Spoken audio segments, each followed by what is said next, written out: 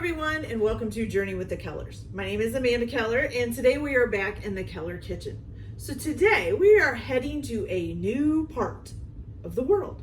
We're gonna go to the great land of Ireland. So today we are actually starting a new cookbook called the Complete Irish Pub Cookbook, okay? So I am supposed to be part Irish, so I thought, why not? Why not do some Ireland cooking?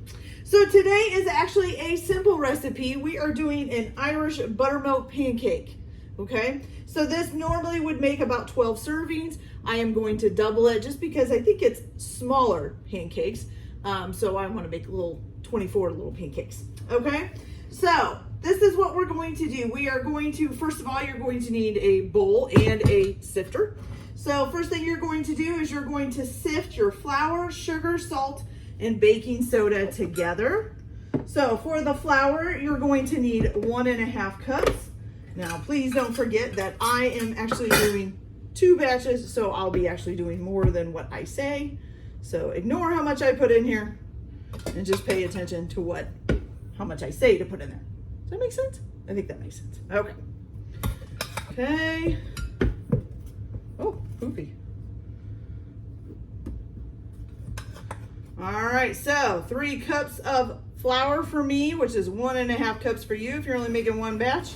Let me sift that down a little bit because there's a little too much in there. There we go. All right, now you need 3/4 of a cup of sugar.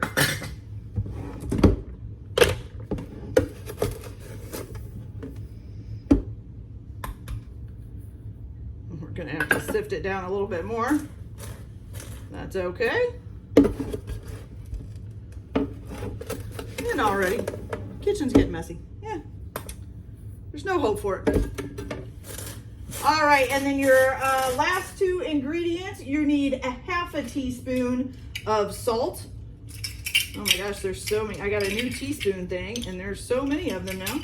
It is hard to find the right one. Wow.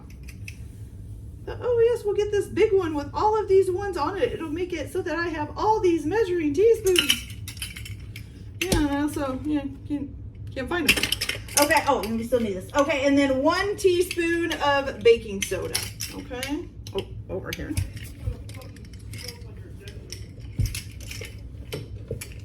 And again, if you're hearing my son speak in the background, I do apologize.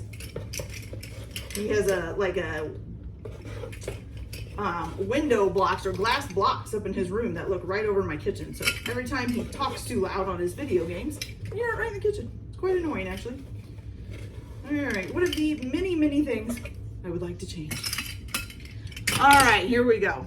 Now we're gonna go ahead and sift this all together.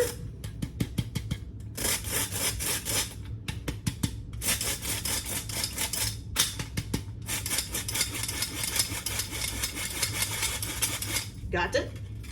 Okay, so the next thing that you're going to do, it says to just use like a pitcher. I am going to use this. This is just a 4-cup measuring cup. All right, so what you're going to put in here is 1 egg, lightly beaten.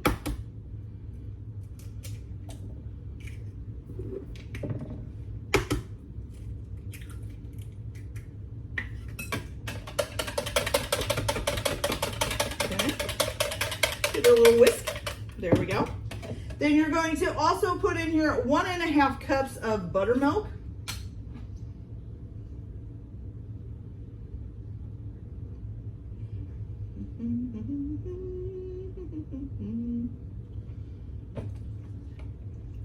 Hope I have enough buttermilk left. I think I do. Woohoo, I do. All right, good. And then you're going to need 3 tablespoons of vegetable oil.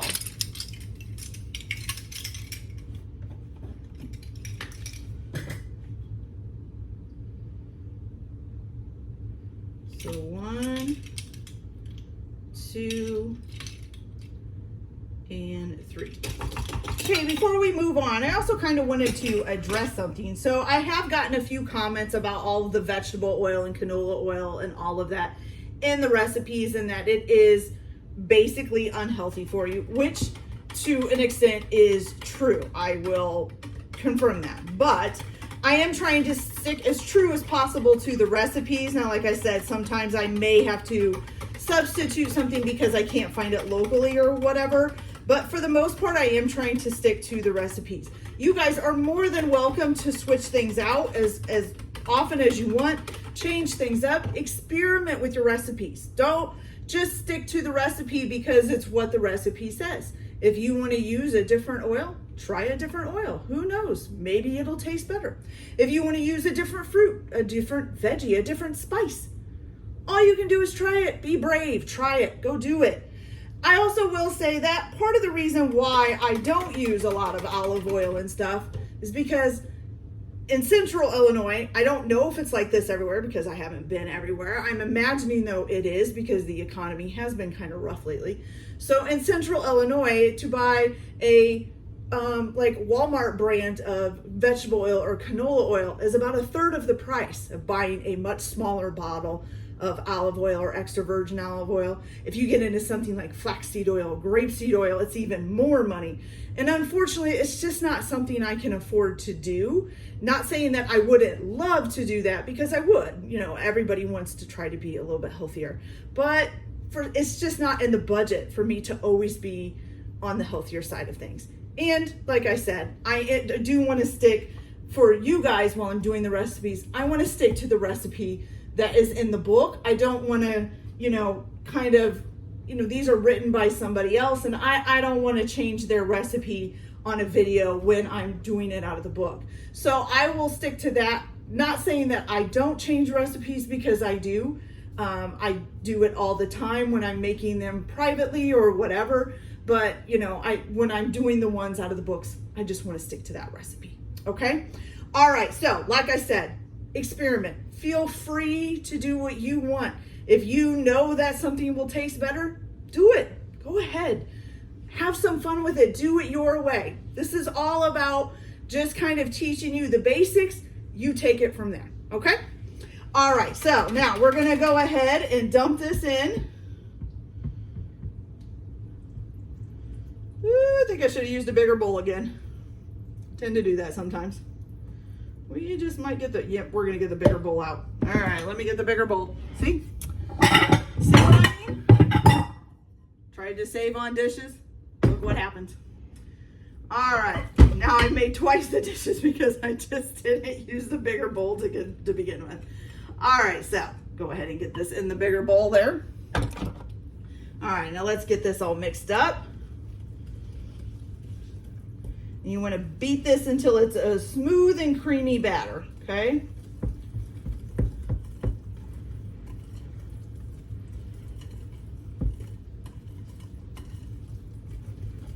All right.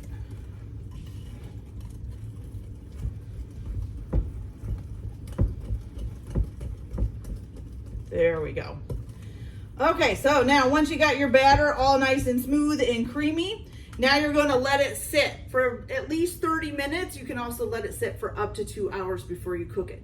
So I'm going to go ahead and let this sit for 30 minutes, and then I'll be back to cook them, and let's see how they turn out. Be right back. All right, you guys, so our half an hour is up, and it's time to get to baking these pancakes. Frying, baking, cooking, whatever. Anyways. All right, so basically I'm just going to use my little griddle here that I have on my oven. You can use the skillet. You can use a bigger griddle if you have one. You can use an electric griddle if you have one, whatever. Please ignore the skillet next to it. I'm frying up some sausage to go with our pancakes. So basically, I am going to use the spray oil for this. You also suggest in the book that you can just take some vegetable oil and brush it over the griddle. I'm just going to use some spray oil, brush it on there. Now, what you're going to do is you're going to take about a 1/4 cup of pancake batter, okay, and make just a little nice circle. It says you want it to be about 4 inches. Okay, and you're just going to cook these until you see some little bubbles kind of showing up on the top. Usually only takes a few minutes as long as your skillet's warmed up, or your pan, or your griddle, or whatever you're using. All right, let's see, where's my little pancake? There she is. All right, so from here, you're just basically going to let these sit and cook until you start to see those little bubbles coming up, and that means it's going to need flipped. See if it says anything else here.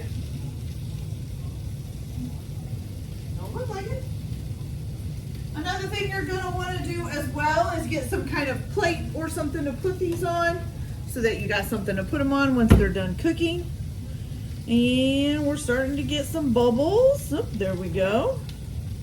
See if they're, I don't think they're quite ready yet. Let's give them a few more minutes.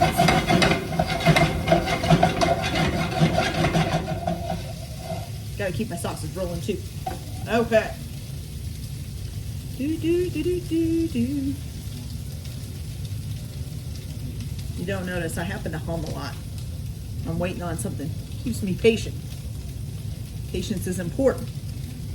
Sometimes. Most of the time. Me. All right, let's see here. Uh-oh, we got two pancakes forming together. That's not good. Get that out of the way here. Okay, it's bubbling, but it doesn't really want to come up yet. Nope, I just ripped it. See, I'm getting impatient. I don't want to wait. Well, now we'll wait like a good little girl. Otherwise, I'm going to ruin the pancakes. Now, like I've said before, I don't know if I said this when I was making pancakes, but there are certain things like the longer the pan is going, the hotter it gets and the quicker they cook. So this first batch will always take longer than the consistent batches, okay? I guess probably because it has more time to warm up and heat up. So then when the next time you go, it's gonna take less time. And a lot of times I end up burning either the second or third batch of pancakes because I'm like, oh, it's gonna take a little bit. And I just kind of walk away from the stove. So just make sure that you're mindful of that. Ugh, that one. See, that one that fell apart. Now I have made pancakes before, but for some reason, didn't do it very good this time now, did I? Whoops. Oh, we got some pancake batter down there on the bottom of the pan. Okay. Oh, we got two really good ones, so that's good. All right, so once these are done, so now once you get some bubbles and you got a nice golden brown on the bottom, you can go ahead and flip it. And then, get it nice and cooked on the other side. Once they're done, you can just serve them up. It says to use some heavy cream and whip it up into an actual, whipped cream. And then you can put like blueberries or, anything on it that you want, some fruit, any kind of fruit, some mustard. I don't think you want mustard on it. Some syrup, that's what I was trying to think of. We even put peanut butter and jelly on ours a lot. So you can do a lot of things with them, okay? So it's up to you on how you want to top them. Oh my gosh, this pancake, I'm just flinging it. Well, now it's down below the stove, so it's just gonna stay there for now. I'll get it later. See, we all mess up. That's how it is. Like I said, I've made pancakes 1,000 times, but for some reason that one, blowing me for a ride there. All right, so basically the next time you start your next batch, you wanna make sure you spray some more oil on again. Put about 1/4 cup on. And you just keep doing this until you get all of your batter gone, okay? So while this set is cooking up, we'll go ahead and give these a try. I'm not gonna put anything on it. I'm just gonna try it plain. All right, let's see. It's pretty hot. Don't wanna burn my tongue.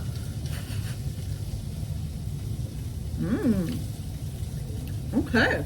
Ooh, that's good. Okay, so usually I don't like pancakes without anything on them or like chocolate chips in them or something, but those are delicious, you guys. So we got some beautifully I could eat these without syrup or anything on them. They're fantastic. Mwah. All right, you guys, so that's our video for today. Like and subscribe if you like, or don't if you don't. Everybody have a good day. Enjoy your cooking. Keep your kitchen messy. We'll see you later. Bye.